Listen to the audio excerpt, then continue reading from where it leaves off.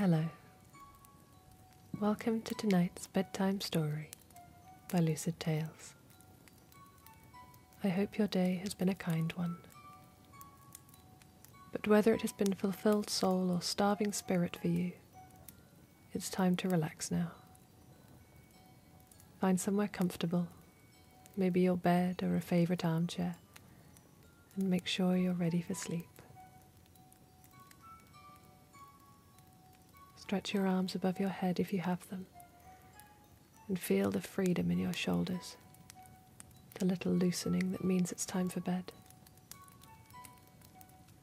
Tonight's story is from my collection Genre Fluid, released on the 27th of November 2020.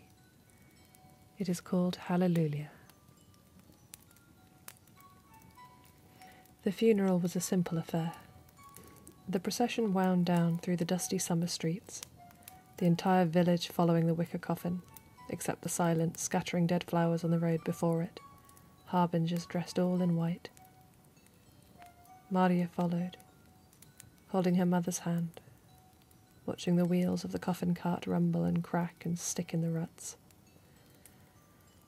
The priest spoke his words of comfort, the honest, plain words of a countryman who believed in nothing more than love and gentleness.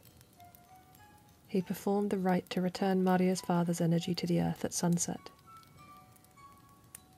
Once the first star was spotted, the pyre was lit, and the flames flickered into the night, sending sparks flying up hundreds of feet into the air. Maria could see the dancing fire reflected in the eyes of her mother, shining in the tears on her cheeks. She turned back to the pyre and stood watching until the embers were nothing but a faint glow. The tribe left for home, sad and murmuring condolences to her mother. They stayed, Maria and her mother. They sat together on the cold, damp ground beside the glowing embers. They didn't speak for a long time. Then Maria poked one of the brightest, closest embers with a stick, and a little flame leapt back up, looking glad to be woken up again. "Look, Mama, Dad's saying hello." "So he is." Her mother's voice sounded choked, like she'd inhaled a sweet instead of swallowing it. Maria waved at the little flame, which danced for a moment longer before disappearing. "Will he come and visit us sometimes?" The little girl didn't look at her mother. She didn't like seeing her cry. It made her want to hit things. But there was nothing to hit. She was crying because Da had died and was going to live in the air and the ground and the trees again. "He's in everything now, love." Her mother hugged her tight, pulling her close under the cloak they shared. "He's in the rainbows. Whenever you see a rainbow, that's your Da telling you to smile." Maria thought about this for a moment. "What if he comes when I'm asleep?"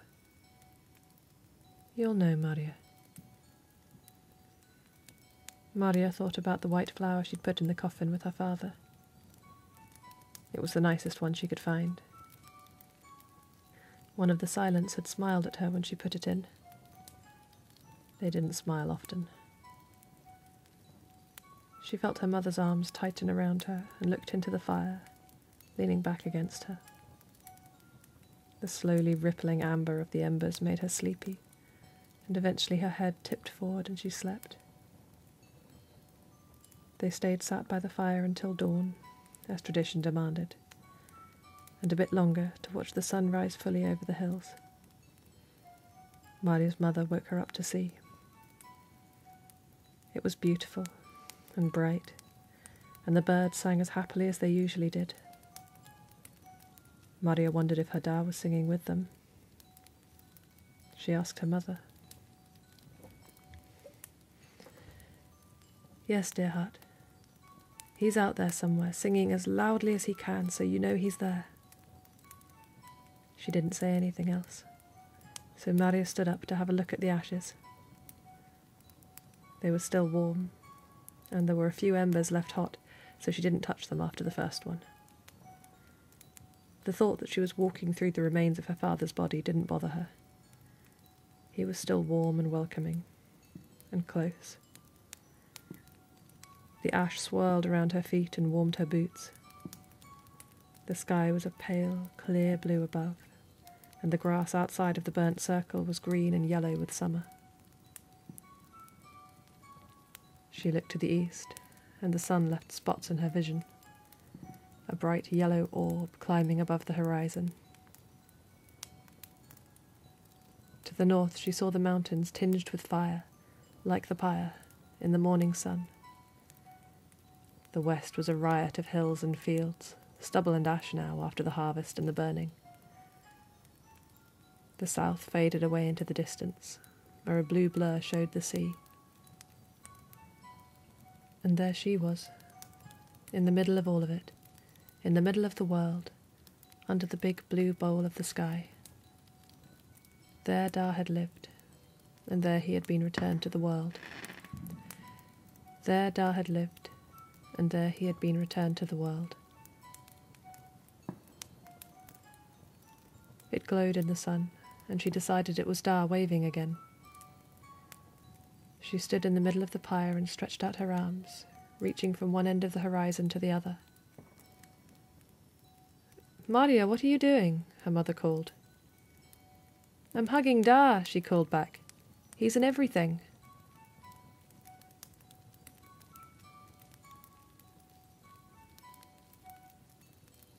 That story will be available as part of my collection Genre Fluid, coming out at the end of this month on the 27th. Good night. Sleep well. And I will see you tomorrow for another bedtime story.